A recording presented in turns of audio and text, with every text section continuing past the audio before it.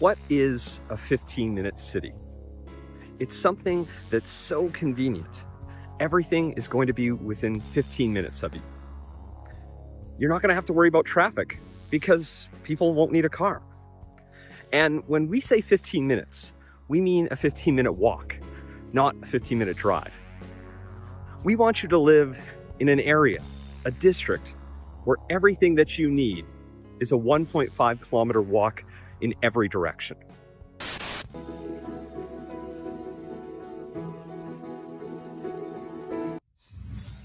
Now, you might be thinking that that is some sort of parody clip. It must be a parody. No, that's the new elected mayor of Edmonton, Alberta. Now, some people think that Alberta is slightly, I don't know, more awake than the rest of the country. But turns out they might not be. And here's the scary part about that. Most Canadians, when they see that, they say to themselves and their spouse, that sounds good. I'd like that. 15-minute city. Sounds convenient and safe. And so what will happen is that it will slowly roll out. And this is the funny thing. I remember telling my sister probably, I don't know, 2020, 2021. You know, when the conspiracy pot of cube meats are brimming, you know, and they're all these things are firing off, you know. And once I was like, stay tuned for 15-minute cities, my sister, they're coming. Well, what's a 15-minute city? She had no clue, right? And, you know, I usually just say, well, just, you know, maybe through reticular activation, which is like once you hear something, you now see it. For instance, if you buy like a gray Hyundai Sonata, all of a sudden you see them everywhere. That's reticular activation. And now that people are aware of these 15-minute cities, they start seeing it. What does she do? The next 2 weeks, she was driving to her cabin in Victoria Beach, and there was a big protest about 15-minute cities over this kind of walkway over the Highway 59. And she phoned me. She's like, I'm looking at a protest right over about 15-minute cities. And then, you know, four years later, you have a mayor of Edmonton. He looks pretty young and dumb and woke and maybe gay as the mayor championing the 15-minute city. And now what most Canadians will do why they will further champion it is they don't know any difference. They don't see past the convenience, the safety and convenience, right? It's just like as soon as they hear safety and convenience, they're like, yeah, that sounds good. They don't know what that actually means. So when I oh God, I can't say that. But why they will champion it further is because most of the people are government workers or employees. And so what goes through the head of a government worker is like, perfect. I work from home now for the past 3 years doing nothing. So it'd be nice if I could get rid of my car and I could just walk around in my 15-minute city, seeing as though I'm working from home anyway. And that's the vast majority of these people. So it'd be instantly. So when I say 5 years, it lines up with Agenda 2030 too. Well, what's Agenda 2030? My sister would say. Well, now that you heard it, just maybe you'll hear it again. So a lot of crazy shit's going to happen in these Commonwealth countries. And that's just how it's planned, right? You gotta ask yourself, is everyone around you brainwashed? The answer I'd say is yes. And it's a deep-rooted brainwashing too. Because what's that saying? It's easier to fool someone than it is to convince them they've been fooled. The programming is just too deep for these people to ever even realize. It's that mayor walking down the street describing a 15-minute city. It's almost like, to me, steeped in the conspiracy stew. It reminds me of like the propaganda that you would have saw in, say, Germany with Jewish people saying, you know, these concentration camps, think about it, 3 meals a day. We can all get together as a community. There's nothing, you know, we can all be together. You know, they're basically, you have these brainwashed people just bringing on their own demise, their own slavery. I say it all the time. They just want to be slaves. And there's something in the human personality, psyche that desires to be slaves. It's a weird thing. Now, some people say that it is a throwback to when we basically were slaves, you know, Anunnaki slaves. We won't go there, but, you know, it's there for you to look into. And we were just bred as slaves. So it's like the minions in Despicable Me. You know, they're bred to just follow blindlessly into whatever, whether they're good or bad. They just pick a leader and they blindly follow into it. There was even so we'll go into my vids for later, which is a little dicey today. Dostoevsky. People do not really want freedom because freedom involves responsibility, and most people are frightened of responsibility. They prefer to live under someone else's idea of truth, to obey rather than think, to blame rather than act. The real battle is not between good and evil, but between cowardice and courage, between those who dare to think for themselves and those who choose the comfort of chains. So true. Like, to think how old that quote is. And nothing's really changed. You know, you're not going to really change the personality types of the human beings. I always say there's 9 personality types and 9 looks. So like if you give me anyone, I can draw them back to a facial structure, you know, that looks like this celebrity, for instance. We'll use them as like the face of these 9 people. And even the personality types are all the same functions of each, you know, 9.3, or this one's a 3.8, you know, not in stupidity, but just their personality type 3 with a little bit dash of 9. But the reason why these things never change is that, you know, this concept of history repeating itself, you know, history always repeats itself. It's because we never really learn from history, because it's always false. You know, most of our history is just rewritten by the victors. So it's the same bullshit all the time. And then we have the same fight for freedom and liberty. And then the winners of the battle rewrite history. And then it just keeps on going and going and going. As long as we rewrite history, we'll always repeat it. But this is the one I wanted to try to Dostoevsky. This is Leonardo, that's a little too dicey for YouTube. This is a little short piece, 1 minute. Oh, you're not even on the screen here all this time. Maybe I should look up at the monitor every now and then. This is Canadian politics at its best.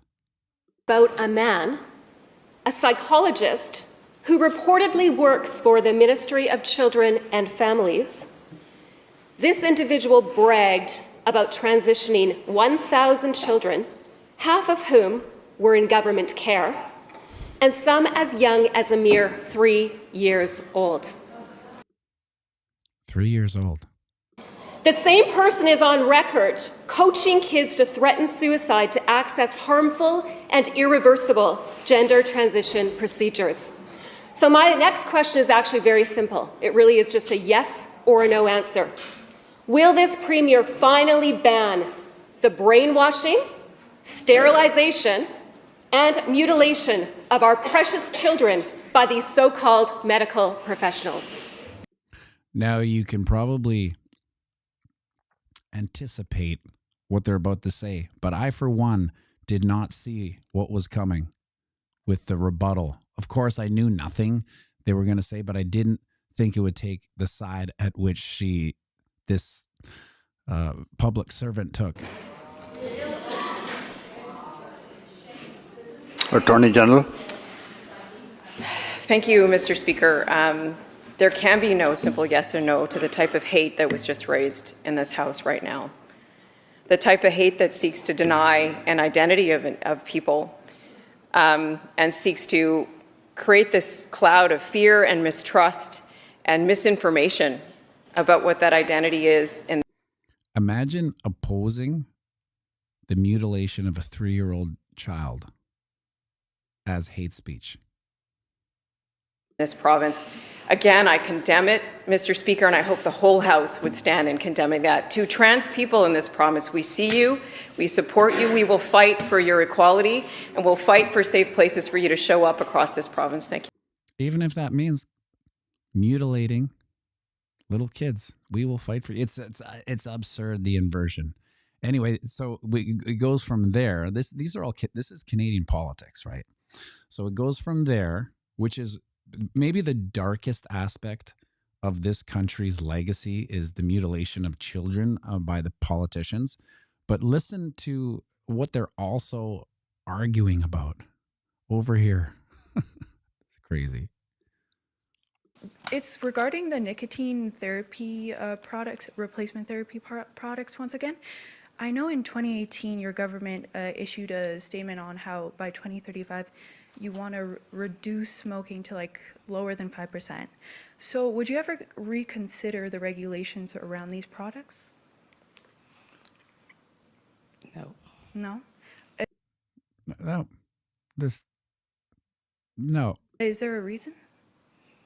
No, I think we made the decision and we are moving with the decision we made at that time. Even though that's a Canadian, right? She doesn't really sound like a Canadian or look like a Canadian, but she's making the health policies of Canada. And her answer is just no. Okay.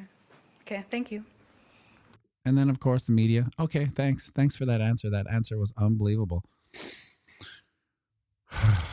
So that's just a nicotine patch, right? That's where they put their mandates through. We can't have nicotine patches, although we can have open drug use right outside of schools. That's okay. But nicotine patches? No. Unbelievable. Last one. This is the elected puppet for Canada, installed by the WEF. Canada's trade increased by over 400% during that period, and our economy doubled in size. But this process, this decades-long process of an ever closer economic relationship with the United States, is now over. So, always listen to what they're saying, right? It's now over. He's basically saying Canada's economy is now over. This is probably the foundation myth of the most ultimate geopolitical FAFO. And as a consequence, many of our former strengths as a country, former strengths more particularly as our economy, strengths based on close ties to America, have become our vulnerabilities. And as a result of that, the jobs of workers in our industries most affected by the U.S. tariffs in autos and steel and lumber are under threat. Now, keep in mind, as we speak today, the Ontario government gave a contract to one of the biggest hospital builds in its provincial history to an American company. Yeah, write this stuff. And our businesses are holding back investments, restrained by the pall of uncertainty that's hanging over all of us. Our relationship with the United States will never again be the same as it was. No, I don't think that's true. Because you can't go up against the biggest economy in the world and survive. Even if you're the dumb, retarded neighbor up top in the attic, you won't survive. So to me, if I want to be delusionally bullish on this is to prepare for the next wave of defeat in Canada, right? And it will be at the hands of the big bad orange man, right? And all the boomers will be like, how I see in the States how they have these rallies like, As only retired people with no job can sit there and sing weird little songs about their president, about the No Kings. And in fact, we had them up here in Canada. We had No Kings March, but get this, we actually have a king. You can't write it, right? There is a king for these Commonwealth countries, just a figurehead, but it's an actual king. In this day and age, 2025, people still worship a king, worship a royalty of sorts, this kind of abstract concept of a human being. Who is a human being? And if you think that that's weird, wait till that king or whoever the person is, the queen, comes and visits these cities in Canada, lined up like it's like a parade that you've never seen. So where the hell do these people come from? Anyway, Canada's cooked 5 years. 2030, we have to somehow escape. Hopefully the 2028 bull run will give people enough economic pow to get the hell out and vote with their feet.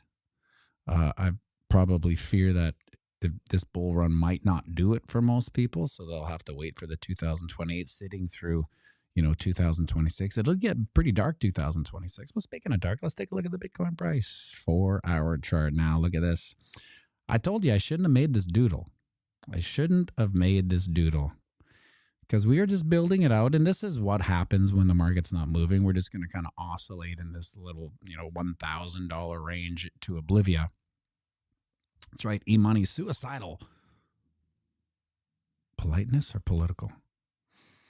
Terry Crow, I came to the show for the TA, but I stay for the political opinions. Well, just so everyone knows, you can't do TA when the price doesn't move. I'm not sure. I know Terry Crow knows, but just so you know, if the price doesn't move, you shouldn't really. I know you shouldn't. People will give you whatever they want on YouTube, but I try not to, whisper sweet nothings up your Adirondacks when the price hasn't moved, really. But we are building out this pattern. And now you could almost do this, right? This is maybe an overarching 4-hour chart, but you could even make it more small. Like, watch this. We'll move this as that. And we'll make this little peak the head. Dap. Because we're on the 4-hour chart. It's a noisy little so-and-so. Things move fast, And then you can see this is more of a bearish 4-hour chart because we have this left shoulder not made. If it were to break that high, like if it went up this way, it'd be a little more bullish. It looked like we might breaking out. It would start looking like a channel of ascension, which does break bearish most of the time. But anyway, here we have the left shoulder not making the exact old high of the right shoulder, which is a little more bearish. So we'll keep an eye on this. Maybe tomorrow, hopefully, maybe we've broken to the 61.8% fib. Now remember, this 61.8% fib is where life either breathes into the market or exhales out. So ideally, we'd like to be above it. And again, we're not even close to the 200 moving average. So there's really nothing to talk about. We're waiting for DAD rules to come into effect. Maybe there's some big geopolitical fundies that come out that will push the market. Other than that, nothing's going to happen. Like access, but you have to make those doodles. Yeah, I know I have to make those doodles. But that this doodle game, ask Scotty Mo, the doodle game on this channel is why it's the biggest Bitcoin channel in all of YouTube. Just kidding. You would think with the accuracy of these doodles, but that's not how YouTube works. Scotty Mo, the doodle master. That's right, on the ding dong. We are grasping at this channel of eternal monotony's resistance. We don't want to break it. We do not want to break it. You can see how this Head and Shoulders is also, I don't know when I made this one, but you can see where this goes. Now I'm going to change it because we're again building out a more bearish aspect of this Head and Shoulders with this part of the shoulder, not reaching the same high as the left. That's just slightly more bearish. It doesn't really matter. Carl Elder, Scotty Moe did make a shirt about doodles. I have it. I've worn it before. It's amazing. Maybe I'll put it up on. I'll get the graphic from Scotty Moe. Maybe I'll send it to me and I'll put it up on the old website. I used to like even click all the shopping things, before I went live. But just the interest in Bitcoin so low, it's like, I won't even put that. I'm sure you can find it, but that's the ding dong on the weekly. We are outside of our channel of dissension. Outside. Mark Liano 65.6. I think you're right on this one. He says monarchy is the best form of government. The problem is you have to have a righteous and pious king. Nowhere to be found nowadays. That's the tough part, right? Because human, right? It's inevitable. Let's say you do find a righteous king and he has an heir, and his heir is someone like Trudeau. It's just a rich kid that's had everything and knows nothing, which is the epitome of all rich kids. Have everything, know nothing. And then they will basically demolish the progress of the former benevolent king. Just how we do. It's how humans human. So what I'd like to see here for this week is to tuck back in this channel of dissension, which would be right at 110.7. So if we can get there, think about it. It's a mood swing away. It's, $1,700 from here. It's nothing. I wouldn't even consider that bullish because there's nothing to write home about with a $1,700 move. Nothing. So this is where we got to be just to be on the bullish side of this weekly candle. It'll close green, which is nice. And then it kind of, this does represent a potential turnaround. If we were to, let's say we don't get to a 110.7 and we just sit here and put this spinning top candle in. Spinning top candles on this part of a downward trend does represent a potential turnaround. Sellers push the price all the way down. Bulls bring it back up. They sit here and fight. They tucker out the sellers, and maybe we have a pump into the following week. Now, this is, speaking of doodles, Scotty Moe. Speaking of doodles. This is the monthly chart. Look at this doodle. Look at this doodle. Most accurate doodle game in the Bitcoinosphere. Right down. Let's. If I move this, is it? Or I can't see. Ah, shit. I don't want to. Yeah, look at that. It's right at. So we went down right to where this doodle, arbitrary doodle, bottomed out. So it would make sense. It would follow that doodle, and then maybe it's upsy daisy from here, according to the doodle. Let's hope that this doodle is right. So far, so good. It, went all the way up. I think I've made this doodle based on this. Looks like a spinning top from the weekly channel, what we were talking about. We have a push down. We have a spinning top. We tucker out the sellers. Bulls come back in and push the price up. Now, the reason why this doodle is so effective is that it basically would come back down to that 103, which, plagued me forever. I was looking up texts with my friends, when they, of course, when the price goes up, my phone texts off the hook. Right. And I'm like, I'm still, 102 is just plaguing me, because they don't believe I said that. I'm like, I got to go back into the history and click photo, it's at some point, TA is more about I told you so's than anything, even though I believe in dad's rules more than mom's rules. Again, technical analysis is mom's rules. Fundamental are dad's rules. They change everything. So let's hopefully this goes to Tata Moon, as they say, 109.1. Still nothing happening, right? Let's take a look at some of these inflows. Fear and greed down. I find that funny because it's just such a bizarre aspect to be at 110. So, 6 months ago. No, we have to go back farther, actually. We have to go back over a year. When we were under 100, never broke 100. We are probably at higher greed than now. Now we're above 100. We're at 110, and we're at 28. That's crazy. That is crazy. So let's see here. Where I'm on this. Let's go back to market overview. 3.67. We went up $0.6 trillion, whatever that means. Was this the 20th? When was the 20th? That was that day. That is right. This is the 20th. Interesting part about the 20th is that's the 548th day of the Bitcoin cycle. So we are now on day 3 of extended life.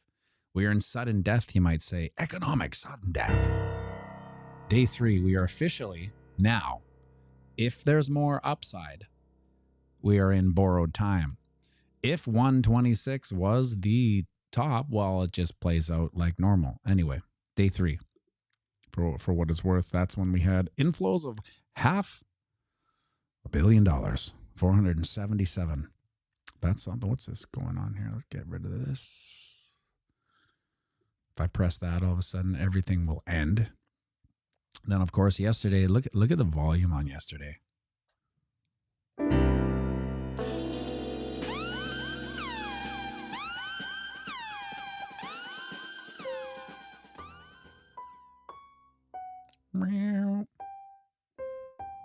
Anyway, Carl Elder, thank you for the 5 Piano B member shy.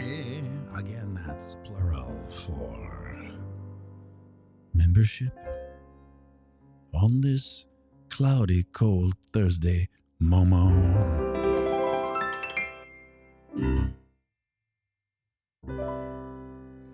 Thank you very much, Carl Elder. Good to see you. He said you were lurking in the background. Yeah, look at the volume on that, 112. That's basically the least amount of volume we've seen in a long time. So it's almost surprising that we did see any semblance of price movement yesterday, which really we didn't. It would make sense. But look at that. The day before was even more. This is 112 outflows. Everything was an outflow day yesterday. So, E-Money, I corrected someone who said member shy. Yeah. They're like, oh, unfortunately, that's wrong, E-Money. I don't know where you would get such lunacy, such bad grammar. Member shy, though, it makes sense. What are you going to say, memberships? No, member shy. Got to hear my enemy mouth here. So, to me, this is the nothing burger. You can't see that. Let's check on the Bitcoin interest. You're going to give me oh yeah, look at that. It's taking another nosedive right there. Oh well. Makes sense when you look at engagement, that's where it is. Almost all-time lows. It's crazy. That, to me, is and always will be this 2025 bull run's Black Swan. Make sure you like and subscribe and share this video with some